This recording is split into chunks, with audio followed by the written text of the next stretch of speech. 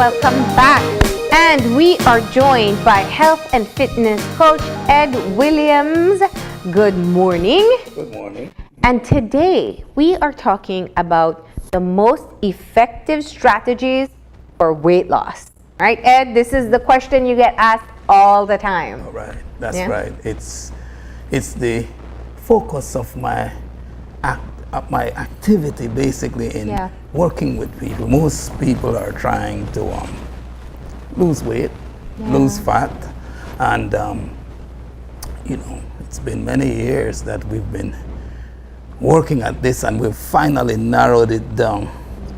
We've narrowed it down to a few things. Now, let me start off with this, because I always find that people are really convinced that they can lose weight, massive amounts of weight in a very short period of time. But it's not healthy to do so, and usually very difficult as well. Absolutely. This is one of the reasons why we have this thing we call the weight loss roller coaster. Because if you lose a huge amount of weight very quickly, chances are, or not chances are, more than likely you'll gain it back just as quickly. So hence the weight loss roller coaster. But the objective is to lose weight and to keep it off for good. Obviously, you have to make a lifestyle change.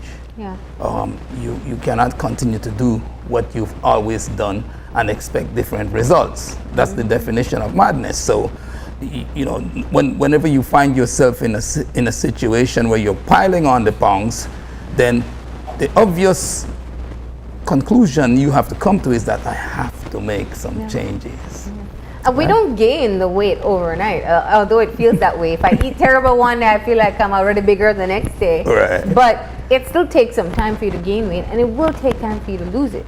It creeps up on you. Yeah. Right. What would you say is one of the biggest misconceptions or mistruths that you have to remind people of in your work as a fitness coach? Well, the biggest one I would say is that you can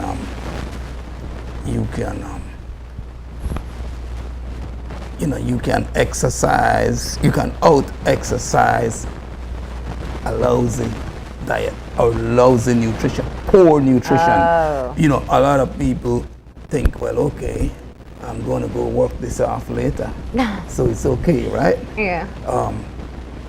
But this is one of the biggest myths. There are a number of myths and misconceptions in this area. This is the area in which most people are most confused about. There is so much information and misinformation, and everybody's got a different version, and 1 minute something works and next minute that's not the thing. I know. I always try to say this to people, in my research when I'm doing stories, one of the things very true, weight loss is a huge business. I mean, it's about making money. It's Absolutely. Convincing you to buy a product, buy a machine, buy a book, buy a DVD. It's a big money making business, and so sometimes you have to question the motive. So not because somebody says this will make you lose 20 pounds in 1 month means that that's actually going to work, or 20 pounds in 1 week I've seen as well. Yeah. So tell me, in your experience, we know you do boot camp activities, you work with people within the gym, and you also promote healthy lifestyle choices. Absolutely. What has been the most effective methods in weight loss? Well, we have narrowed it down to 4 things. Okay. And I will just name them. Yeah. First, we need to be doing HIIT workout. Okay. HIIT workout, high intensity interval workout, intermittent fasting, a ketogenic diet, and detoxification. Okay. 4 big ones. Break these down for me. So we're starting off with HIIT. So let's talk about HIIT. HIIT is a way of working out that does not put mileage on your body, right? You don't have to work for hours. You work for 20, 30 minutes maximum 30 minutes. And the way it's done is it's interval style. You drive your heart rate up, then you go through a short rest period where you bring it back down, but not all the way down. Before it reaches all the way down, you drive it back up again. And then, if you notice, like you kind of go up, you're going up. Yeah. And so you're getting your metabolism up high. And one of the objective is to ignite the afterburn. Ignite the afterburn, because that is the healthiest way to burn fat, lose weight. Right? So when you ignite the afterburn, your body continues to burn fat. It remains in keto for up to 48 hours. What better way to burn fat than just to ignite the afterburn and live in keto after that for 48 hours, as opposed to killing yourself doing cardio for 2 hours. And then when you're finished, your metabolism just goes flat. And you're not burning nothing. I mean, you actually don't burn fat after a long cardio workout. So how does one engage in high intensity? I think one of the things obviously is knowing what the definition of high intensity is. Is it, you say a high heart rate, now for many of us who are out of shape, you do 5 minutes or something, you feel like your heart's coming out of your chest. Is that a high enough heart rate to be able to do it? In the beginning, it's based on you. Yeah. Some people, they run up a flight of stairs and they get to the top and they, whew. Right? Well, that's one way to get your heart rate up. So the thing to do would be to take your time, walk back down the stairs and run it up again, right? And then do that 3-4 times, and that's a good hit workout. And then, then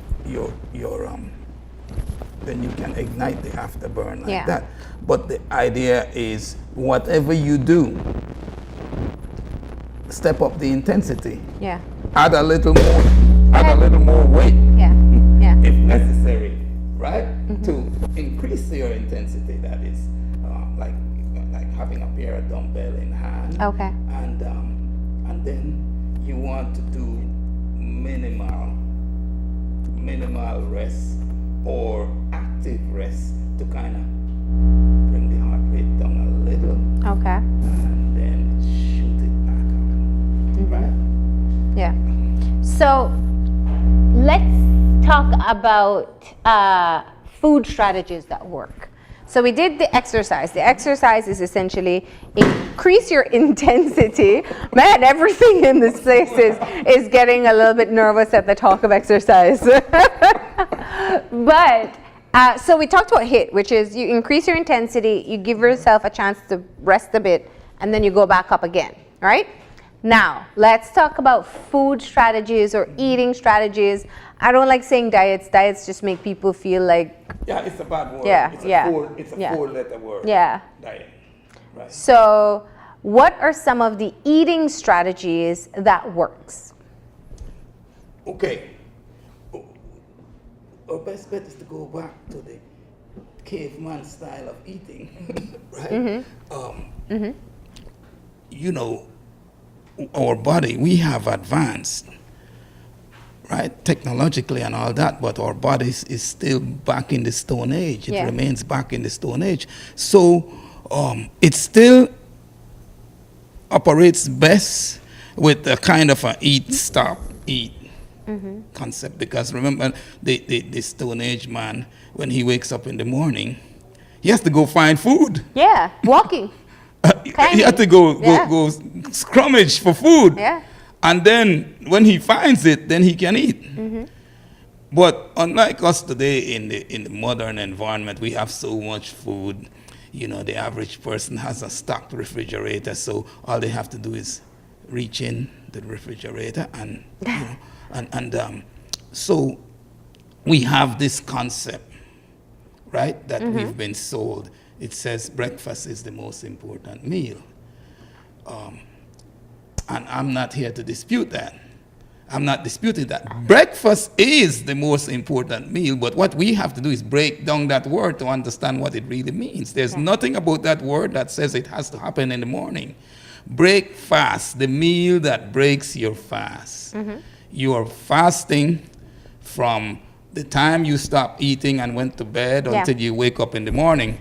And you know, we are kind of touching on the intermittent fasting. That's right. As we talk about this. But the importance of the meal is that it breaks your fast. So it has to be nutrient dense. Yeah. That's the importance of the meal. And there's nothing that says it has to be in the morning. So whichever meal you break your fast with, that's breakfast. Now, could be lunch. This is one of the things, and I always have this conversation with you, Ed. I feel like every time I'm convinced of something else comes along and a new research dispels it. And this is one I think a lot of people find very interesting, the new research coming out about intermittent fasting. No, and the fact that it hasn't dispelled it. Yeah. Right? It's saying it's still important, I know. Right. But I have been functioning for so long thinking, okay, I got to get something healthy in my body first thing in the morning when I wake up. But now the information coming out about intermittent fasting, which means, yes, you break the fast that you started the night before. It means it can be at any time of the day. Right. This is mind-blowing for me. I love breakfast. I love the morning breakfast that we have been accustomed to. So you have to say morning breakfast because really any meal that breaks your fast is breakfast. Yeah. That's the definition of the meal. Yeah. Break fast. So what's the new information coming out about intermittent fasting? Well, it's not new really. Okay. It's just you know, as time goes by, we in the field of working with people, we try new things in order to achieve the desired results, and some things work, some things don't, and you know, remember for a while everybody was saying, oh, we need to manage hunger, so we need to be eating about six times a day. So we want to graze, just like the cattle does, because the cattle is the leanest animal. But there's always some things that are left out. Yeah. One of the things that is left out of that scenario is the fact that each time you eat something, insulin is spiked. Yeah. Right? Yes, your metabolism goes up.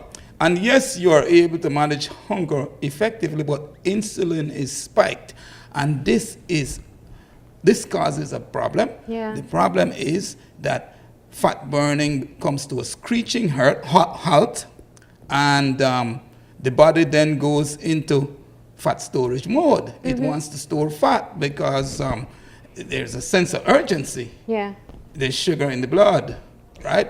And one of the things I think we don't always pay attention to is portion control. So you say 6 meals, and you know, I can eat 6 times a day, and maybe they're small portions, but they could be calorie loaded. They could be loaded with calories. You know, like there's so many rules that are in addition to these types of or these styles of eating that we don't pay attention. We might only hear eat 6 times a day, right? Or we might only hear eat 8 hours for the day. We are hearing we hear the selective. parts that we want to hear. Exactly. Yeah. So with all of these strategies, you're still supposed to be eating healthy. Absolutely. The idea is to eat healthy. Why do we eat? To nourish the body. That's the primary purpose. It's not just to enjoy. Yeah. Of course, we do enjoy it because it's an essential part of our existence. Yeah. Right? Our continued existence. So have you engaged in fasting now since? I've been doing it for, I do a 16-hour fast. Okay.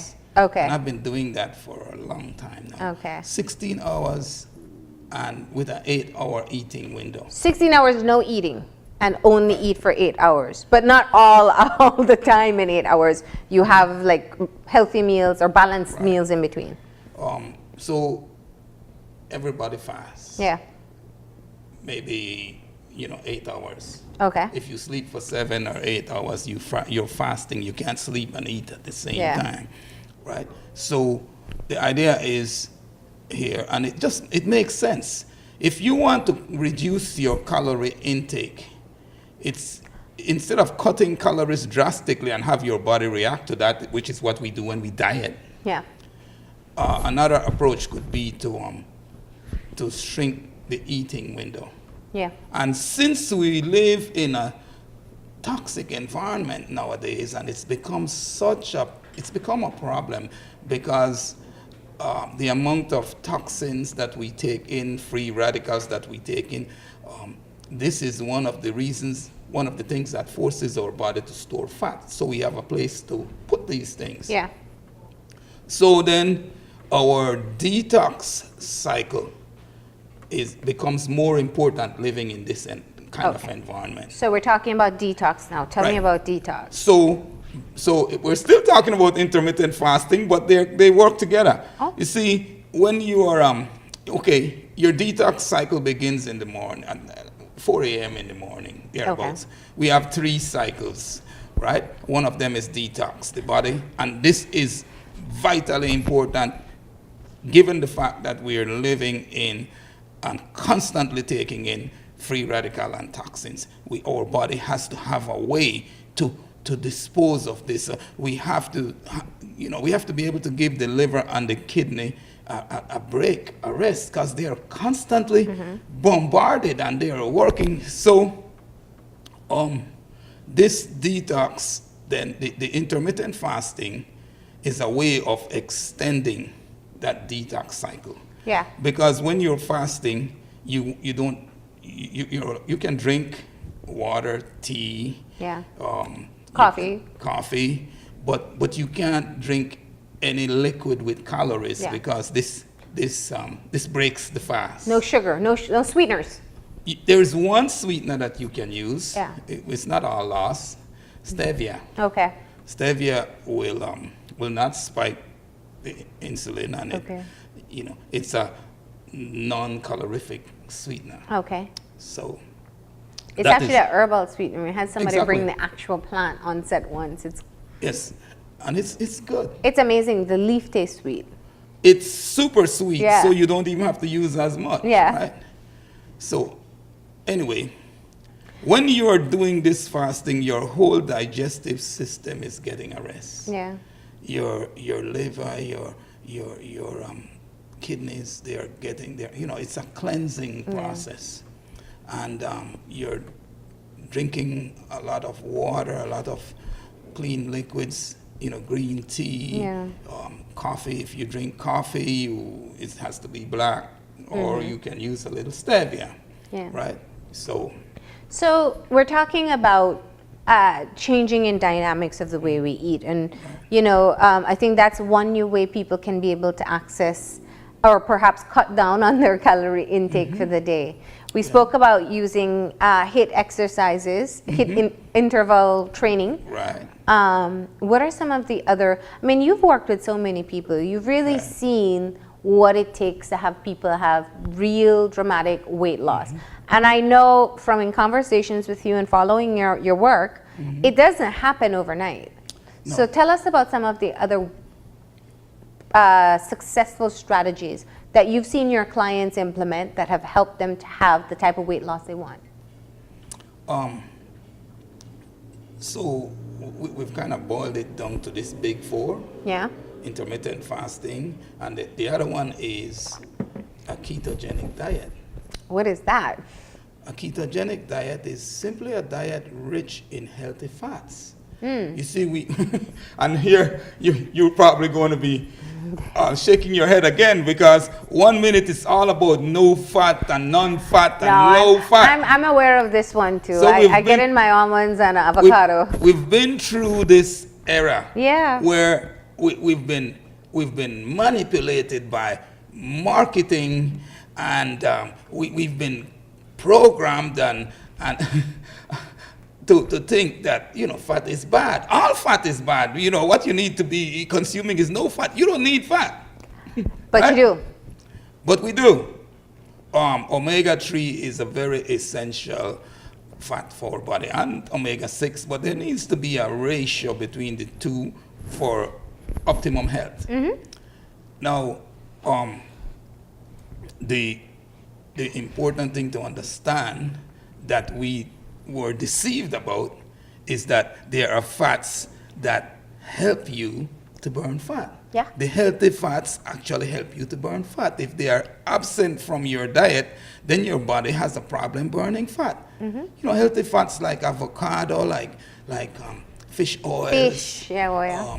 you know, coconut oil, you know, like things like nuts, and even saturated animal fat. Now, remember, back in the old days, the old folks used to consume a lot of pigtail and hog lard, our ancestors, and they did not have the weight problems that we had. But they also moved a lot more too. Of course, Yeah. of course. But my point is this: saturated animal fat, so long as it has not been processed and tampered with, Yeah. is not as bad as has been made out to be. It's not the enemy. So the key here is to get in fats, healthy fats, but within the right portions. In other words, I won't sit and eat, you know, a whole bag full of nuts and say, okay, great, I got in all my healthy fats. You'll defeat the purpose Yeah, there. Everything it's in moderation. moderation, yeah. Because then there's still the aspect of calories in. That's Yeah. the foundation. Calories in versus calories burn. Yeah. Calories in, calories out. Yeah. Right? You have to have a deficit. If you don't have a deficit, you will gain weight. Right? All right, so that's the third one. What's our fourth successful strategy? Okay. So we've touched on it already. Yeah. It's detoxification. Aha. So, okay, so here we go. HIT, intermittent fasting, a ketogenic diet, and detoxification. But they're overlapping because intermittent fasting overlaps with the detoxification because then, you know, we learned that our body has 3 natural cycles, right? One is where we're taking in nutrients. The other one is where we're assimilating and distributing the nutrients. And the third is where we're detoxing, where we're getting rid of waste and cleansing the body. Waste and the unwanted stuff, free radicals and toxins. So that's the detox cycle. How do you detox? Well, the simplest way to detox is to drink a lot of water and sweat. That's one of the reasons why exercise is important, because when you exercise, you sweat. And if you know some people that come to see me sometimes, I say, but Ed, I don't sweat. Yeah? Well, do you drink water? No, I drink soda. Well, how do you expect to sweat? Right? Because you have to drink water. So these things kind of come together. Everything comes together. I like what you're saying because what I appreciate about what you're saying is that, you know, we all jump on the bandwagon every now and again. We're all guilty of it. And then we hear detox and we think we have to spend exorbitant amount of money buying products that aren't available in Belize to be able to create this fancy detox. But it starts with being able to just stay hydrated. Yes. Every single time liquid leaves the body, the body takes advantage of that exodus to put out toxins that we are constantly taking in. Yeah. Right? And it's important to burn fat also.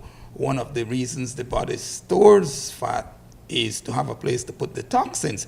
And the best place it puts it is what we call, you know, we have 2 types of fat. We have visceral fat, and we have the fat that's below the skin, just below the skin. Well, the one that's just below the skin, when the toxins are there, so when you're sweating, the toxins come out your pores. That's the best form of detoxification. Even people who are cleansing, people who have been addicted to drugs, when they go to a detox center, to a house where they basically what they do is spend hours and hours in a sauna and sweat, and they drink a lot of water and sweat, and the drugs, that's the way it comes out. To eliminate what's still left in their system. Right. So it's so really don't very underestimate how important it is to stay hydrated. Stay hydrated and to sweat. And to sweat, yes. I can't miss that part. And the sweating comes with the exercise part. Right. Yeah. And then also, not just sweating, but urinating. This is another way that the body will put out toxins and waste, right? Some people say, I don't like to drink a lot of water because I have to go to the bathroom a lot. Well, excuse me, that's a good thing. That's the point. That's the whole point. Keep going, so the more you go, the more you're putting out. And then in addition to that, you're sweating as well, so now you're really detoxing. But there are other ways to detox. I mean, additionally, you can detox with food, by like your choice of food. Green vegetables, green drinks, eating clean. Actually.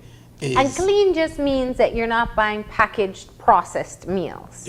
Right? Primarily, that's the main definition. Fresh produce. And if you're a meat eater, lean, fresh meats. Okay. All right. So Ed, you have given us so much food for thought this morning.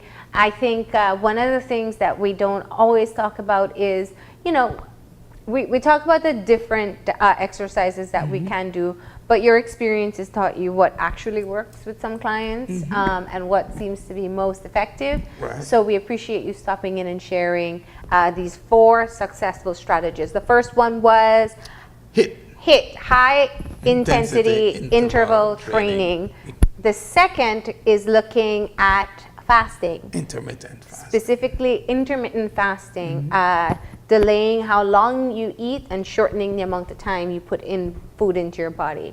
Then the third was ketogenic diet, which is increasing healthy fats. And lastly, to detoxification. All right. 4 big ones. If we cover those 4, we will see dramatic weight loss. All right. Well, thank you so much for stopping in and letting us know about it. You bet. All right, we're going to go ahead now and take our final break, and when we come back, we'll have our wrap-up. So stay tuned.